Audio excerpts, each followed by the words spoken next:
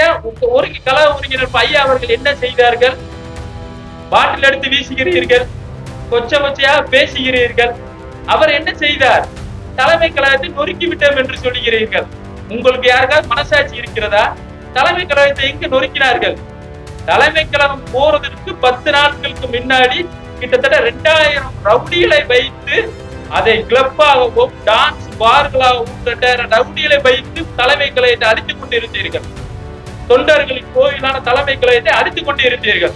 அதை நாங்கள் கள ஒருங்கிணைப்பாளர்கள் போய் முறையிட்டோம். தலைமை கழகம் நாசமாய்க்கிறது, தொண்டர்களுடைய கோயிலை ரவுடிகளின் அராஜ்யம் ஆதிக்கம் அதிகமாகிக் கொண்டிருக்கிறது, இதை உடனே சரி செய்ய வேண்டும் என்று கோரிக்கை வைத்தோம். கள ஒருங்கிணைப்பாளர் எங்களுடன் வந்தார்கள். 2000 ரவுடிகளை விரட்டி அடித்தோம். அதற்கு கோயிலை உடைத்தோம் என்று பொய் சொல்வது எந்த விதத்தில் நியாயம்? வாட்டர் பாட்டில் வீசினீர்கள், எந்த விதத்தில் நியாயம்?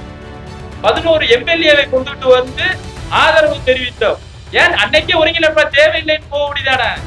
அன்னைக்கே முதலமைச்சர் தேவையில்லை, முன்னாள் முதல்வர் ஓபிஎஸ் அவர்கள் தேவையில்லை என்று ஒதுக்கி கொள்ள முடியுதானே? ஏன் நீங்க அன்னைக்கு எதுவும் வாயை திறக்கல?